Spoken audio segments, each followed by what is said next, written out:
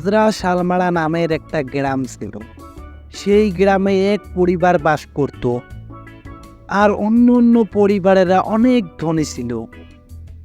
তারা অনেক কষ্ট করে তার পরিবার চলাইতো। সেই রামুর হঠাৎ করে কাজ হাতছাড়া হয়ে যায়। সে ভাবলো যে কোনো একটা করবে।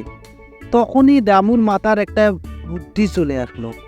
সে ভাবলো আমি আমার এই জঙ্গলে যাব, যে কিছু কাঠ কেটে বিক্রি করে আমার পরিবার চালাবো। ওই সিদ্ধান্ত নিয়ে তারপর নিজের বউকে কিছু কথা বলে সে জঙ্গলের দিকে রওনা হয়। রওনা হতে হতে তার পুরানা এক বন্ধুকে দেখা পায়। সে অনেক ধনী ছিল। তার বন্ধুকে বলে যে আমাকে একটা কাজ দে, আমি কাজ করে আমার পরিবারটা চলাই। সে তার বন্ধুকে বলল। তার বন্ধু একটা জমি দেখে দিল তাকে, ওই জমিতে কিছু ফসল লাগানোর জন্য। সে লাহে লাহে নিজের বাড়িতে যায়। বাড়িতে যেয়ে কিছু ওর অস্ত্রপাতি নিয়ে এসে জমিতে কাজ করতে লাগলো। কাজ করতে করতে সে হাঁপিয়ে যায়। অনেকক্ষণ কাজ করার পর সে একটু জিরানোর জন্য একটা গাছের তলে যায় বিশ্রাম করতে। সে বিশ্রাম করে তারপরে আবারও ঘুমিয়ে পড়ে। সকাল হইতেই সে আবার যায় নিজের জমিতে হাল চাষ করার জন্য। হাল চাষ করতে করতে সে অনেক ক্লান্ত হয়ে যায়। তারপর আবার সে বাড়ি চলে আসে।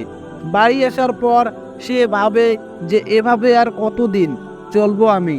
আমার বউ, স্ত্রী, সন্তান তো আমার জন্য ওরাও অনেক কষ্ট পাইতেছে। সে মনের দুঃখে জঙ্গলে জঙ্গলে ঘুরে বেড়াতে লাগে। ঘুরে বেড়াতে বেড়াতে সে হঠাৎ এক কুইয়ে দেখতে পায়। তার অনেক জল পিপাসা লাগেছে।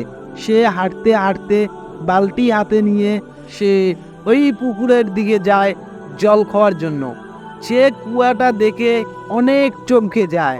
চমকে যাওয়ার পর সে পানি তোলার জন্য ওই কুয়াতে যখনই বালতি তুই কে রে, তুই এই জঙ্গলে আসছিস? আমাকে খেও না প্লিজ, আমাকে খেও না। আমি জানতাম না যে তোমার এই কুয়েতে আসলে আমার জীবন নিয়ে ফিরে যেতে পারবো না। আমাকে অনেক পিপাসা লেগেছিল, তাই আমি এই কুয়েতে জল খেতে এসেছি। আমি অনেক বেকায়দায় পড়ে এই জঙ্গলে এসেছি কাজ খোঁজার জন্য, আর তুমি আমাকে মেরে ফেলবে।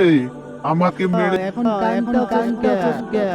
সততা এবং তোর কর্ম দেখে আমি মুগ্ধ হয়েছি। তাই আমি তোমাকে কিছু উপহার দিচ্ছি। এই উপহার গিলে তোমার বাড়িতে সুখে শান্তিতে বসবাস করো। যাও এখান থেকে আর কখনো আসবে না।